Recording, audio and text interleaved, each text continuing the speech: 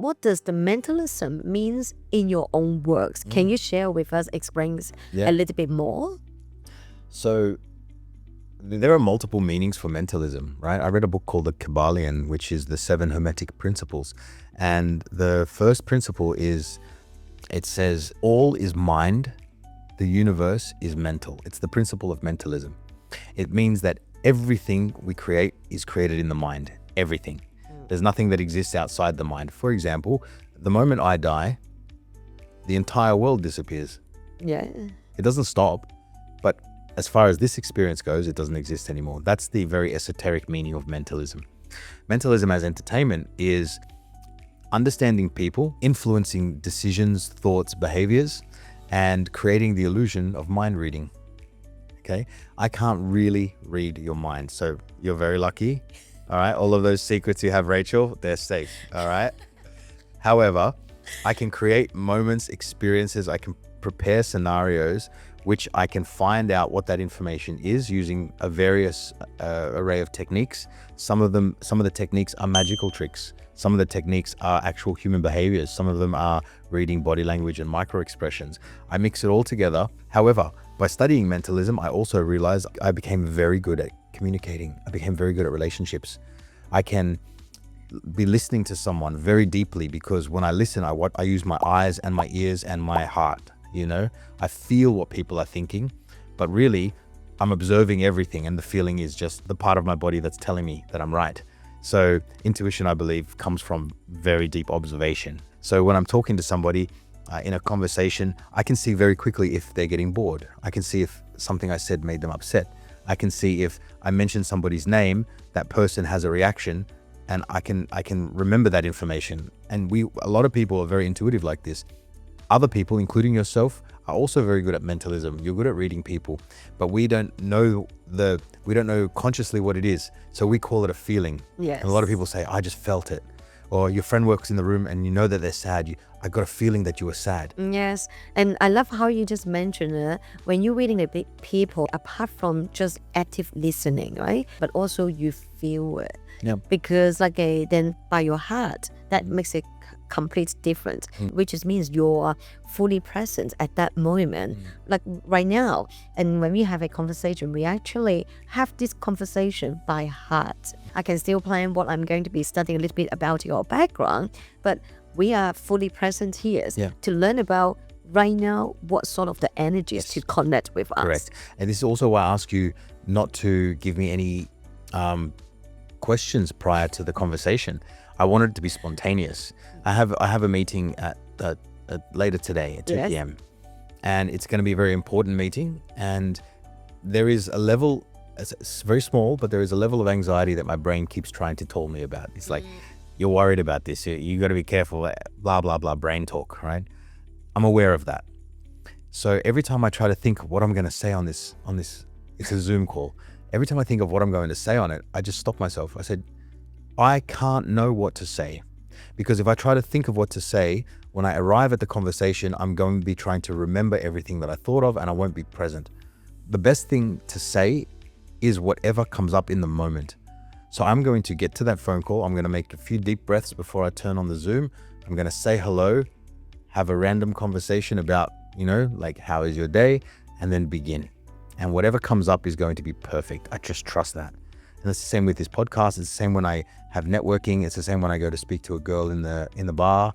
I don't try to think, what can I say to make this person like me? That's wrong. It is, how can I be as present as possible? Because if you're speaking with somebody and you're not present, you miss information that they're giving you, which will make the connection deeper. In my opinion, you can't go wrong. This is an attitude. If I know that it's always going to be okay, or everything I say is going to be just fine, if things don't seem to go well, that is perfect. Like, that's already perfect. You either win or you learn. There's nothing else. Love it. Yeah. 100% win or learn. And that is what we see. The failure is a part of the learning journey, right? And this is how you're seeing the things to support you moving forward. So what makes you to really fall in love into it? Because I can hear a lot of your sharing in this podcast, but what one thing makes you really fall in love into this? I've always even when I was young, I liked, my father was very good at giving advice, right? He loved to tell stories, and there was a lot of advice in those stories. And I think I learned that from him. I didn't realize it at the time. But as I got older, I found even as a young person, I loved to give advice to people, because for some reason, my awareness allowed me to see things as a big picture. And if someone said they had this problem, I could see solutions. I just could see solutions. Being a magician is like being a scientist. I see a problem and I figure out how to make it work. If I want to impart some knowledge, advice, wisdom to people, I feel very grateful for the ability to communicate that to people. One of the things that I get the most value out of is being able to share something that I've learned and watch somebody's life change because I've shared it. It feels amazing. Even on stage when I'm performing just a magic or a mentalism show, I'm still using this sort of language. In the show, it's got nothing to do with the show. It's kind of just like, why not give people something extra, something to think about? They're like, wow, how did you do that? But wow, that really makes sense what you said about communication. It's more than just, wow, that was a cool trick. It's like, wow, I really understand the present moment is the most important moment there is. What is one trick then you practical tools you think that could be offered to them? The tools is going to be helping them to improve the quality of connection. Listen for the gold in every conversation. When we enter conversations and we are in our mind wondering what we need to say and how we need to impress a person, or whether or not we're going to do the right thing, even if we're thinking, I really need to connect with this person, this is not listening. This is mental noise. A lot of people's problems will be solved in connection if they listened deeply. Listening doesn't just mean with the ears, it means with the heart, the center of self. If you want a practical takeaway, when you're talking with somebody, look for the difference between open body language and closed body language, right? So if I'm talking to somebody, I'm still listening with my eyes. Now, if I'm talking to somebody and then while I've said something, they start to shift and get uncomfortable, they close their body, put a pillow in front of themselves, that's information. Yes. If a person's body is open and they're leaning forward, they're interested. If they're closed and they're looking around or they're leaning backwards, they may be losing interest, or they may be defensive. If you notice a shift in body language, and I just say, to make it easy, it's open versus closed. If you notice a change from open to closed, think, did I just say something that caused that? Or is it cold in here? You know, you can't know the answer. You ask them, is everything okay? Did I say something? Do you have anything to add to what I said? Well, yeah, you said that thing, I didn't really agree. Oh, cool, tell me more.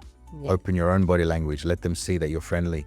And there was a study that was done, there was about, I believe it was 500 people total. I could be wrong about the number, but let's say it was 250 in each group.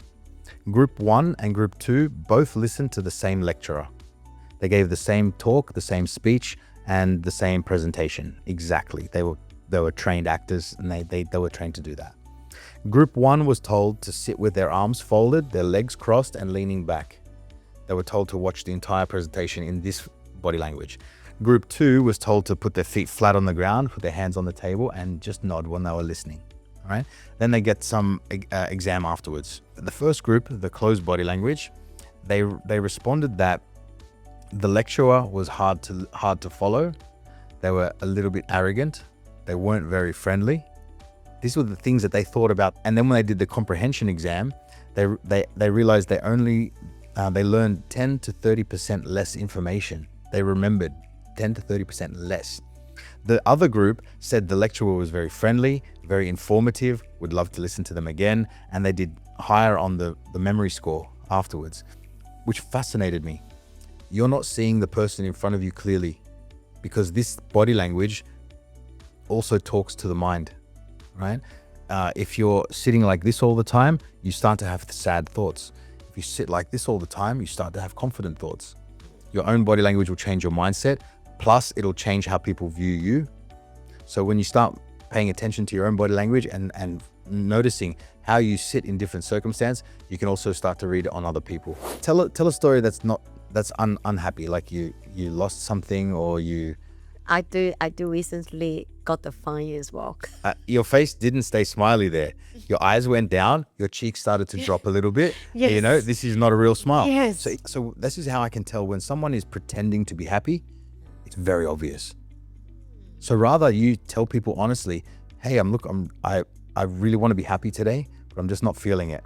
You should just be honest with people, and then you don't have to fake it, because when you fake it, everyone can see it, you know, unless you're a really good actor, right? But rather be authentic and let people know the truth, be vulnerable to people. So if I'm not smiling, please don't take offense.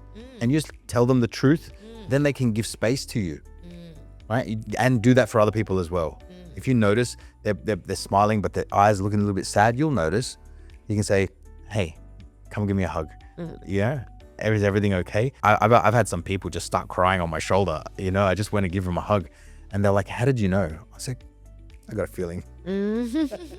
So if you want to be connected with Xavier, definitely stay tuned. I will be putting a pop-up his website and also the Instagram, the social medias, and then you can connect him with And that LinkedIn. way. LinkedIn's a good one. Oh yes, That one speaks more about my speaking and communication, and the other one's entertainment. yes, that's how I connect with him as well. We are going to be wrap up now, and stay tuned and stay curious and stay well and wonder about what our next wellness will be in this WonderVoice podcast room. Bye bye. Thank you. Thank you.